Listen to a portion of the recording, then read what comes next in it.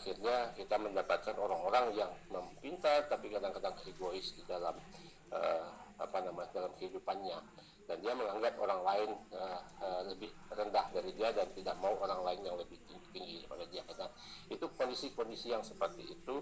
Jadi proses pendidikan yang membelenggu. Jadi semacam robotisasi manusia. Walaupun ini sekarang kita bersyukur ya, sekarang itu beberapa tahun belakangan ini kita nggak lagi menganut sistem ranking sistem itu, dan alhamdulillah ini sebuah sebuah kesempatan bagi kita untuk mengembalikan pendidikan itu ke yang sebenarnya gitu. Jadi ini yang perlu kita renungkan. Nah, jadi saya akan langsung ke ini Bapak Ibu. Nah, sebetulnya Ki Hajar Dewantara itu sudah mengingatkan kita sejak awal, sebetulnya sejak 1936 sampai 1937, jauh sebelum Indonesia merdeka. Nah, dengan konsep merdeka belajar itu Bapak Ibu. Nah, Ki Hajar mengatakan begini, hidup tumbuhnya anak-anak itu terletak di luar kecakapan atau kehendak kita kaum pendidik. Lalu kehendak siapa? Nah, selama ini Bapak Ibu, anak-anak itu sangat membanggakan kita berprestasi, membanggakan orang tua, membanggakan guru, membanggakan semua orang dewasa. Tapi siapa tahu di dalam dirinya batinnya menjerit. Nah, kadang-kadang ketika anak itu meluapkan, mengekspresikan batinnya yang sakit itu, yang menjerit begitu, kita malah memarahi dia. Dan betapa banyak anak yang meluapkan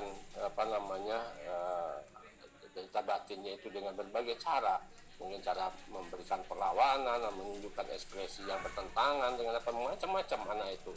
Tetapi kita lagi-lagi tidak melihat jauh ke dalam diri anak itu, lalu memvonis mereka sebagai anak nakal, sebagai anak ini dan sebagainya. Padahal mungkin ada sesuatu yang ingin dia sampaikan dengan cara berlaku seperti itu. Kemudian anak-anak itu sebagai makhluk, sebagai manusia, sebagai benda hidup, teranglah hidup tumbuh dan menurut kodratnya masing-masing, kodratnya sendiri. Jadi yang membuat anak tumbuh dan mengembang itu mereka, bukan kita, kan? Nah, kekuatan kodrati yang ada pada anak-anak itu tiada lain ialah segala kekuatan dalam hidup dan batin dan hidup lahir anak-anak itu yang ada karena kodrat. Untuk itu, kemerdekaan hendaknya dikenakan terhadap caranya anak-anak berpikir, yaitu jangan selalu dipelopori atau disuruh mengakui buah pikiran orang lain, akan tetapi biasakanlah anak-anak itu mencari sendiri segala pengetahuan dengan menggunakan pikirannya sendiri. Nah, di sini Bapak Ibu, berarti kita baru menyadari bahwa setiap anak itu sudah membawa fitrah, dan itu sudah terikat perjanjian dengan sang ilahi sebelum dia lahir, bahwa padamu akan aku kasih roh, satu paket dengan potensi yang ada di dalam dirimu ini tidak akan aku berikan pada orang lain, sehingga di dunia ini tidak ada manusia itu dua duplikatnya, nggak ada, masing-masingnya punya tempat masing-masing.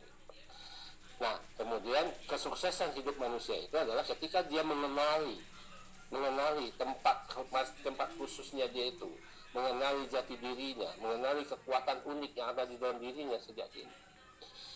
Nah, kalau dia bisa mengenali itu sejak dini, maka segala tantangan-tantangan dalam proses belajar itu dia akan hadapi dengan senang hati.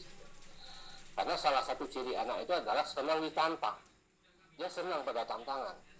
Sebagaimana akar yang menembus beton Bapak Ibu di dalam akar yang kecil yang halus itu, dia menembus di sela-sela beton untuk mencari zat makanan, dan dia begitu merasa bahagia ketika dia bisa menembus beton yang keras. Begitu juga anak-anak kita lihat suka manjat-manjat pohon padahal buahnya tidak ada. Apa yang dia cari? Dia cari adalah dia merasa bahagia ketika dia bisa mengalahkan ketakutannya. Kemudian anak-anak juga betah main game Bapak Ibu di HP-nya berhari-hari, berjam-jam dalam sehari. Itu kenapa? Bukan karena indahnya game itu, bukan. Tapi game itu menawarkan tantangan berlevel-level itu. Karena si anak itu kalau bisa mengalahkan game itu satu kali game, dua kali game, di tantangan yang sama, habis itu dia buat bosan dia. Nah, sang pembuat game itu tahu bahwa anak itu senang tantangan, makanya dia rancang game yang seperti itu, akhirnya betah. Nah, jadi sebetulnya anak itu kepincut kepada sang pembuat game, bukan kepada gamenya, bukan pada HP-nya, bukan pada laptopnya, tapi kepincut kepada sang pembuat game. Kenapa? Sang pembuat game itu tahu dunia anak, bahwa anak itu senang dengan tantangan. Nah, ini yang harus kita sadari. Jadi kalau begitu tantangannya buat kita adalah bisa nggak kita membuat proses pembelajaran yang memberikan tantangan kepada anak itu. Dan anak itu sangat senang dengan tantangan. Jadi pelajaran yang menyenangkan itu bermakna dan menyenangkan, ada pelajaran yang menantang mereka. Dan mari kita siapkan proses pembelajaran yang bisa menantang anak-anak itu untuk terus berkreasi.